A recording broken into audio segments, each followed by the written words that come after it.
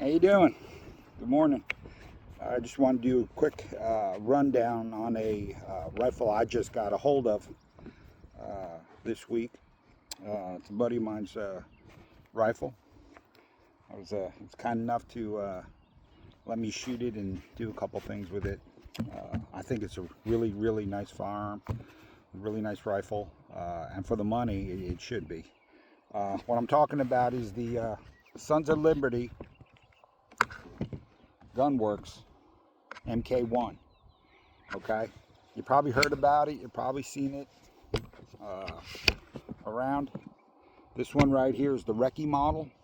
It is in 5.56. A couple things with this rifle I noticed right off the bat. It is a billet machined upper and lower. It's got its proprietary handrail that goes with the upper.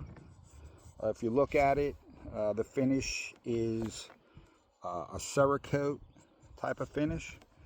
On the website it said it was either anodized or Cera-coated depending on your option. I believe this one here is a Cera-kote. It's got a couple really cool features. It's got the B5 hand grip. It's got the Magpul DTPR stock. What's nice about this stock is you could actually bag it, right? 9-position buffer tube. It's got an A5 buffer on the buffer extension. It's got a Sons of Liberty, their 2-stage trigger. It is 4.5 pounds, even though it feels a little bit lighter. It's a really smooth trigger. With their system here, it's a 8-sided rail. As you see, the front rail extends all the way out. It's 13.75 inches, I believe, of rail. It's a 14.5 gun with the Huxworth brake on it. All right. He has a Huxworth he puts on there. I don't have that with me. If you also look over here, it's got the Sons of Liberty charging handle. It's got a Badger safety. It's a 90 degree. I'm more into the 45s and 60s, but he has a 90 and that suits him fine, and that's good. The if you look at the forward assist, it's a little bit more forward for people who they're able to hit the forward assist while their hand is still on the firearm. With the old traditional one, it's a little bit harder to bring it back and hit it. Generally, when I do it with my opposite hand, so to me it doesn't matter, but it's a nice change. It has a Sons of Liberty charging handle, has smaller ears on there, so it doesn't get hung up. This gun was designed to not hang up on gear and stuff like that. It's got a maritime bolt catch on it, all right? So it tells you a couple things about this, why it was developed. There's coating that is impervious to salt water for a specific period of time. The bolt carrier group is a Sons of Liberty bolt carrier group, and they use I believe it's a NP3 finish. It's real slick. It is a real slick charger. It's smooth. It's a really light gun. He opted for the stainless barrel. Even with the stainless barrel, I believe the weight comes in right around 6.5 pounds, if I'm correct. Maybe 6.5, maybe a little bit heavier. To me, it's a light rifle. It is. When I shoot it, I have a tendency to have more muzzle rise on it than I like, but that's because I'm used to a little bit heavier rifle. For faster shooting, it's easier for me to control as opposed to a lighter rifle. Some people like the lighter rifles, that's fine. Let's go back to some other things. He has that QD release on the back of the plate. It's got a QD release on the buttstock there, and then he has an attachment, a Magpul attachment up top. I'm not a fan of the close points of slinging your firearm, your rifle, but everybody does it their own way, right? I would prefer mine at the rear and all the way extended out front, and that's just me. This handguard actually has, it's laser engraved, obviously with their logo, and it looks like a hexagon type of pattern, and it's noticeable, but not annoying.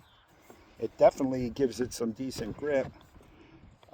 Shooting this thing, it did not get hot after roughly 90 to 100, 120 rounds. We're kind of blasting away out on the down at the holler here, and it was staying pretty cool. I was surprised. I mean, a lot of rifles, they start getting hot after 60, 90 rounds of quick firing.